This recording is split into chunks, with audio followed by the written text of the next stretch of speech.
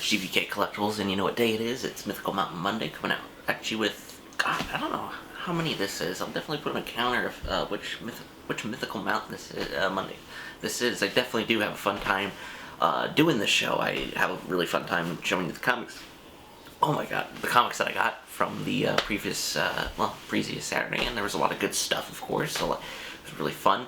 A lot of Star Wars stuff, mainly just because of all the announcements that were made. I think Saturday, technically, they were all made on Saturday. A lot of cool announcements made. I'm really going to get into that, and we'll get into that, of course, with some of the Star Wars stuff. Before we jump in, I'm actually going to show off some Star Wars stuff. Before we jump into my stuff, my friends, my best friend and his girlfriend, they actually got a few things from the auction, of course, and they were really, really cool, so I just wanted to show them off. So the first one is going to be Darth Maul #2. This is from the Marvel run. That was a mini that took place before the Phantom Menace, which is really, really cool. Basically, it's just about how Maul not retelling his origins, but just kind of showing how he came to be. He's basically tasked to hunt a Jedi down, and he's kind of doing it against Sidious's wishes, because this is before the Sith kind of make themselves known again, as seen in Episode 1. This is also notable that this is actually the first appearance of Cad Bane in a comic book, I believe. Cad Bane, or, well, technically first appearance, I think, within canon, too, within the kind of, like, canon universe, because he was a character created for Clone Wars, and he's a really, really cool, popular character within Clone Wars, and I'm really, and he shows up in this book. I've actually not read this book, but it is actually done by one of my favorite comic writers, Cullen Bunn. He does a lot of great stuff. He did Godzilla Cataclysm, and he does a lot of horror stuff. He did a really good Magneto series, like, a while back. But yeah, really, really good, really solid cover, I think, of Darth Maul. Really, really good. These next two, my buddy Mitch got, my best friend. These are actually pretty cool, because these are actually, they're probably considered old by now, and they're Cardiff Legends continuity. But it is Star Wars Legends 17 and Star Wars Legends 18. So basically, I think of what these are essentially just random tales throughout the Star Wars universe, which is really, really cool, really interesting, I think. This first cover, you got really, really cool. You essentially got pretty much all the known Sith Lords. I don't know who this guy is, but you got Darth Maul, you got Mother Talzin, you got Sidious, Darth Vader, Count Dooku, or Tyrannus if you prefer, and Asajj Ventress, along with the Royal Guard, which is really, really cool, really well done. I really like it, and then you have this star in the background, which is really, really cool. Then the next comic is, of course, because, you know, Boba Fett's back. He's officially a Mandalorian again, which I'm very happy about. It's Boba Fett, Star Wars Tales, Boba Fett, 5 stories, 65 pages, 100% Fett, which I believe most of these are actually, like, these are kind of like one-shot stories, which is really, really cool.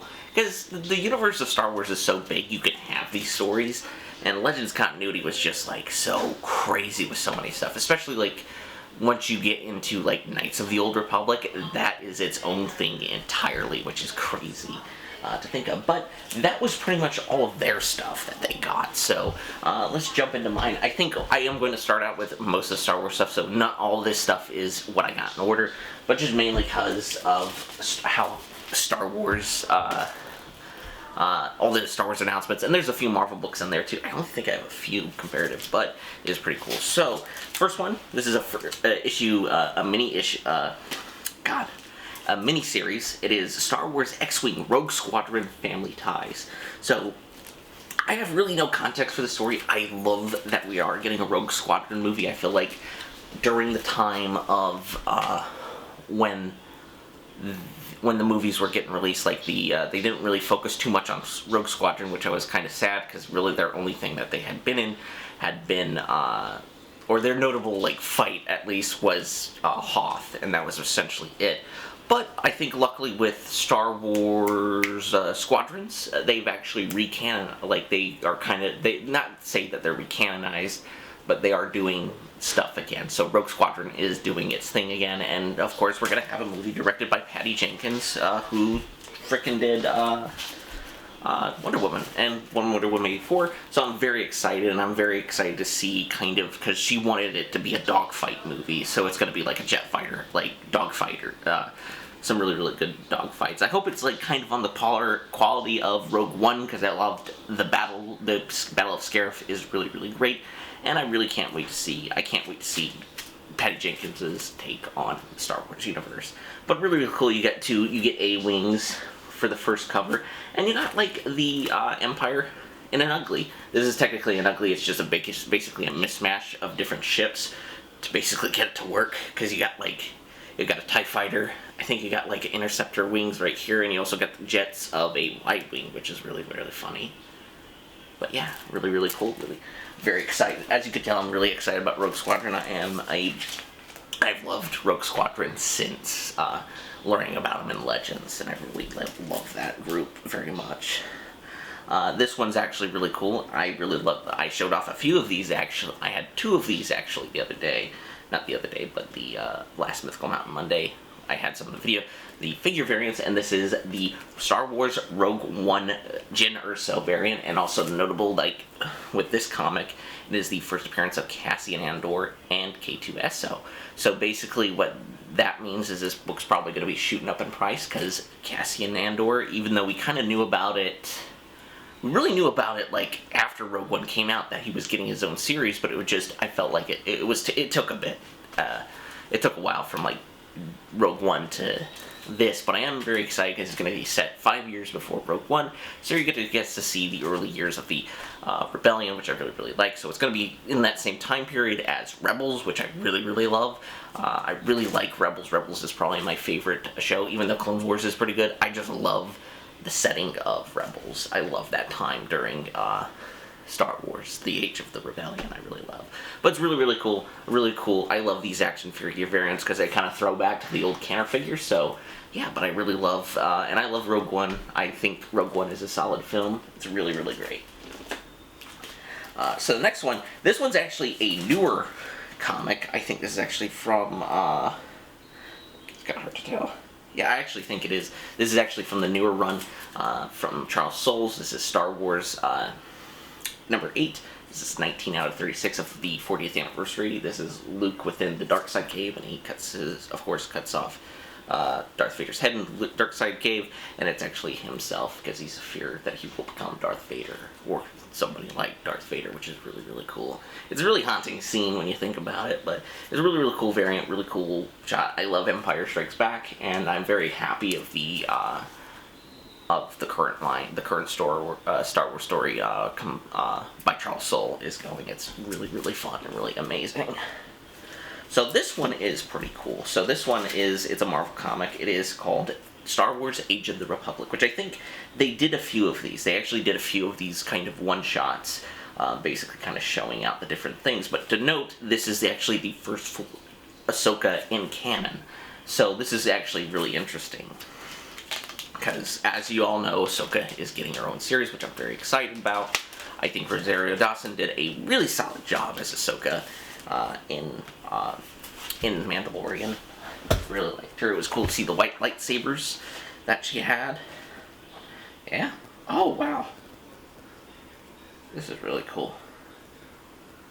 I'm definitely gonna be reading this, but it's a really, really beautiful cover. You got, as I thought, it is a bunch of just one-shots, basically within the story of the Republic, because apparently there's even a story with Rex and Jar Jar, and actually Jar Jar is actually kind of a fun character in the Clone Wars animated series. Like, you get those one episodes, and usually he has kind of a negative stigma, but he's actually he's a cool character. He's a fun character, I think, and I may get hate for that, but he's just fun. My brother will, Jack's Pop Guy, will persist that he is a Sith Lord, though. And that's not true.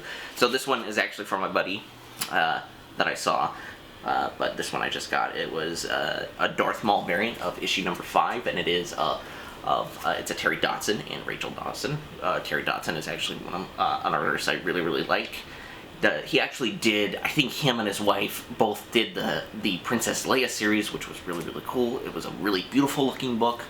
And this is really, really cool too, just because it is Maul, and he is kind of, he kind of looks how he does when he lands on Tatooine for the first time when he's hunting everybody down. This is a 1 for 25 variant, which looks really, really cool, really, really pretty. I really dig that look of Darth Maul. He looks really, really cool, really solid. So this one's actually cool. It's another Star Wars Tales, but it doesn't have the Dark Force logo that I like. I actually kind of like that one on the previous one, but this is actually the first appearance of Boba Fett's daughter. So it's kind of weird because I think he's had multiple daughters in canon, because not canon, Legends. I mean, we don't know if she's canon in this at all, but we could take a look. Oh yeah, it's like, oh, it's different. Yeah, it's different stories, which is really cool. Let's see if I can find her.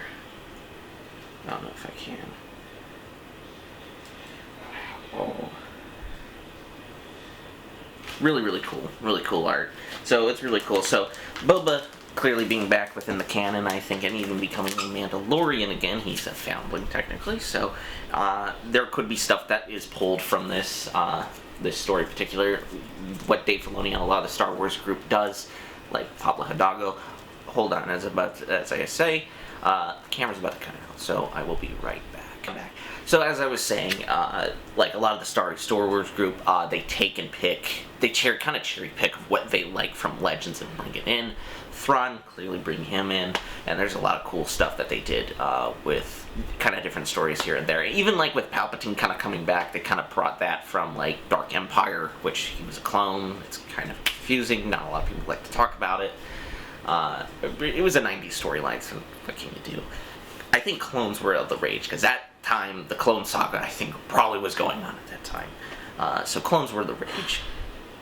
But yeah, as I said, they kind of pick and choose what they want from continuity of, like, saying this. It's like, okay, this is cool, we'll take this character from out of Legends and put him in canon.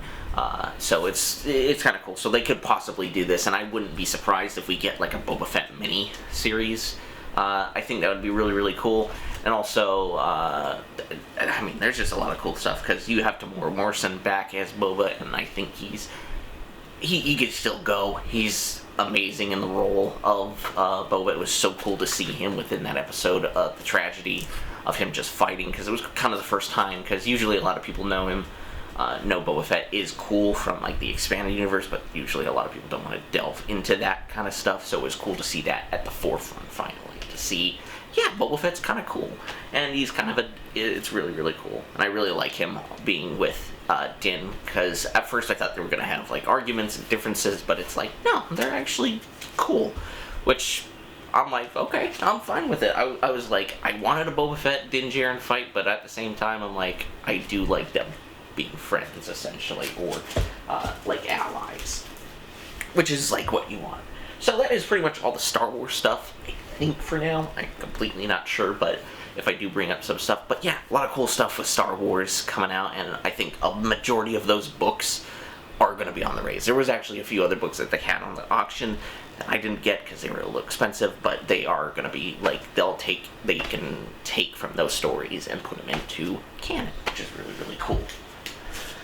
So this is essentially the rest of the pile. I think it is a mixture of DC and independent titles, but mostly I think it actually is mostly DC. It looks mostly DC. So let's jump in right into it. This is pretty cool. I'm not usually, as I said, coming this Friday. This is kind of a teaser of what's going to be coming. It's the Flash. So Flash 766. This is a really, really awesome variant. It's Leon Hun. I put the name down below because I'm probably pronouncing it wrong, but it's just a really, really beautiful looking Flash. I just love that suit. I love the suit design. I love everything really about this cover. It looks really, really solid, really cool. As I said, I dig it. It looks really, really solid. This next one. This was actually a story that I've been reading, and it's actually kind of cool because it is. Steve said it.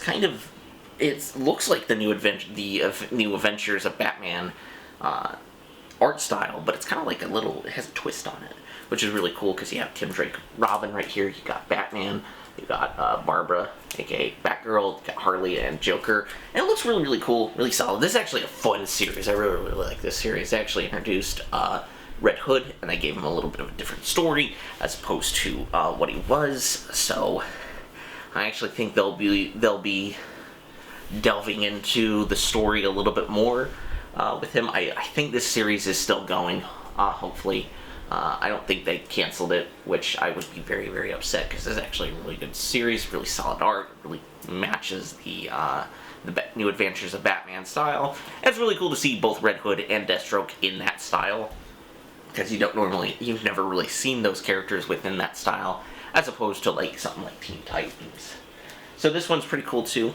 As I said, I really like Wonder Woman. I really need to dive into the Wonder Woman series, but here's a beautiful cover of Wonder Woman 767. I forget who the artist is. I don't know who the artist is, but I will put it down below. It looks great. Like these, I think the Wonder Woman variants are really, really solid. Really, all the a lot of the DC variants that they have are really solid. Like I get. The ones that I get are primarily, I just get Batman the main series variants, and those variants are just beautiful, I think. This is cool. So, kind of keeping up with the Marvel train, at least, is something that happened within the trailer of Loki, which was a series I wasn't too sure about, but I'm actually kind of intrigued in it, and they frickin' showed this at the end of the trailer. So they showed the Vote Loki, like of how he looks in the comic, which is really cool. This came out, I think, in 2016, so it was around the time of the 2016 election, and it was kind of, this is much like this, I think this, I don't know if it was, I think it was like a 4-issue mini. I think it's a mini series. I don't think it's a one-shot. But it was kind of like a political satire of what was going on at the time. So it looks really cool. And Tom Hiddleston straight up looked like this within the trailer, which I'm very excited about. So this book is definitely going to be on the rise, I think, because I think Loki he just runs in this. Like he just runs for, I think, like either president or he's like a senator or some crap. And like he's just like, oh yeah, why not? Because he's the trickster. So it's going to be really, really interesting. I think it's going to, like, that Loki show is actually going to be really, really interesting and really solid, because they're going to be delving in with, I assume, kind of like the time and alternate reality kind of thing, which is really, really cool. Kind of changing it up a little. Well, not changing it up a little, that was changing it up. Kind of back to DC. This is DC. This is actually Batman the White Knight. So this was actually when I was talking about the Dark Knight's, not Dark Knight's Metal, but the Batman, the Grim Knight Batman. They had this version of the Batman in the back, and I was like kind of confused of like what one he was from. I know he was from Sean Murphy's like little universe that he created, but it is from the White Knight, of course. And this is actually where Joker becomes kind of sane, and he kind of runs. I think he runs for mayor. I can't remember. I think he runs for like chief of police or something. Like he runs to basically try to make Gotham better, and he kind of like fights Batman on it. And there's a lot of cool, like Sean Murphy has his own little sandbox to play in, and it seems kind of cool. I know there's a lot of people who necessarily don't like these books, but at the same time, there are people who actually really enjoy them within this kind of universe that he created. It's kind of like almost like if it's like because I know Sean Murphy actually, along with Scott Snyder, he did one. Like one of the short stories for Detective Comics 27 back during the New 52 that I actually really enjoyed. It was just essentially like there were generations upon generations of like Batman who like protected Gotham, which was really, really cool. But yeah, I actually will probably think about picking the trade up for this series, because I actually think I like the art style. The art style is really good, and it's also, I think it's a Black Label book too. Technically, it's technically a Black Label, but yeah, it looks really, really cool, really solid, really beautiful cover. I think Sean Murphy's art is really, really beautiful. So this one's cool. So this one is from Tony himself. This was actually so like with on the auctions, you can have the option of having either like books that you can pay within the store, and there are also like people will put up some of their own personal collection that they want to just get rid of, and this was one of them. It is Punchline, a variant cover for Punchline, the one-shot, which I thought was a little solid one-shot, and this is a really, really cool cover. I actually looked up the artist. It is Justine Frame, which is a really, I think I'm pronouncing that right. I will, of course, I will put him down below to say this is the right artist, but it's a really beautiful cover. It's actually kind of cool because even within the smoke, you actually get the Joker's face in there, which is really, really cool. Punchline, a really cool character. I can't wait to see what is in store for her. Like, I really like the one-shot, and I think it's really good. I love James Tynion. He's, as I said, he does really well with, like, you're doing real on Batman, and he also has something is killing the children. And also keeping on with James Tynion, of course. As I said, the one Punchline, beautiful cover, but it is another book that I got from Tony himself, is The Department of Truth. Now, this, I have no idea what this is about. This is actually an image book. I know nothing about this series, which is kind of cool. I'm actually probably going to read this. This is also another Tynion series, which means I'm probably going to like it, because I like James Tynion. He's probably one of, I think, along with Peter J. Tomasi and Cullen Bunn, they're some of my favorite writers. I can list off a few of them, but I'd be here for hours. But this is really cool. It seems to have something to do with, like, America Justice Department, so I'm not completely sure with this story, but apparently this is getting picked up for, like, either, I think, a TV show or maybe a movie. Probably a TV show, because I think this would be fit perfectly for a TV show, but yeah, looks really cool. I'm going to read it, see how it is, and I will definitely give my thoughts on Instagram of what I think of it. So, we're in the home stretch for the series, so we got a little bit left. So this one's actually really, so, yeah, I can keep on going. Actually, you know what? Before the camera cuts out, I'll be right back. Guys, I'm back. So, as I said, this one's a really cool one. It's really solid. This is actually the first issue, so there's another issue. It is Spider-Man and Batman. So this is when Marvel and DC, they did crossovers. They would essentially, before they were owned by separate companies, DC being owned by Warner Brothers, and of course, Marvel being owned by Disney, they could do crossovers. And this is really cool, because it's written by T. Mateus. It has art from frickin' Bagley, Mark Bagley, who did, he did the first, I can't remember how many issues, but he was the first artist on Ultimate Spider-Man with Michael Bendis, and that art's really cool, and that art really sticks out in my mind, because I remember, before even reading Ultimate Spider-Man, I remember having, like, it was like the Spider-Man encyclopedia, like, thing, like, it was like some random house where you go through the history, and that stuck out, like, especially when he gets bitten by the spider. That art stood out to me, which I'm really excited. And when I started reading it, it like clicked in my head when I saw. But this is really cool. Basically, Batman and Spider-Man team up, which is really cool. Like, it's a cool team up. Like, that's a cool team up, because you have completely, like, different, like, they're very similar, but at the same time they're different, like, but in ways of how they achieve crime. Basically, in the story, they go up against Carnage and the Joker. Carnage, I assume, just because he was really popular at the time when this story came out. And Green Goblin was dead at the time, of course, before he jumped. But yeah, really beautiful art, I think. And it's also a raised cover too, so it's like, you feel texture on it, which is really cool, which I really like. So this one is really cool. This one's actually probably one of my favorites, and if I ever meet her, I'm gonna have her, like, if she shows up at a convention, I'm getting her to sign this one. It is Red Sonja 20 from the EHU run. This is a variant by Barbara Tarr, I believe. Oh my god. Barbara, if you're watching this, I hope I don't get your name wrong, but I will put it right. But Barbara's art is phenomenal. She is, like, she has just a cool art style, I think. It's just one of those art styles, whenever I see it, I'm just, like, happy to see it. It's just really cool. She did, for those of you who don't know, she actually did the run of Batgirl in the new, like, after Gail Simone was done, when they changed, and when she went to Burnside, they actually changed up the costume. She was the remaining artist for the whole series, from, I think, issue 36 all the way to 52, and the art's just great in that series, and it was a big reason I got into, kind of DC comics and stuff, and, other superhero. I was just mainly reading, like, Alien and Prometheus and Godzilla comics at the time, so it was really cool to get into that. With that, so she was really, like, I really love the art of that series. I hope she gets, and I gotta slow down talking. She's actually also doing, even though I don't play it anymore too much, she's doing the Tracer comic for Overwatch, the Overwatch Tracer comic from Dark Horse Comics, and it's really, as somebody who hasn't played the game, the art is, once again, phenomenal. I really love it, and I think people need to hire her more to do art. But, like, luckily, but yeah, she has this really dope cover of Red Sonja, which I really love. As I said, I just love how she draws. It's just one of those styles that gets me really, really happy, really excited to see it. Also, so with the next one, it is Punisher, and this one is actually a variant for the TV show.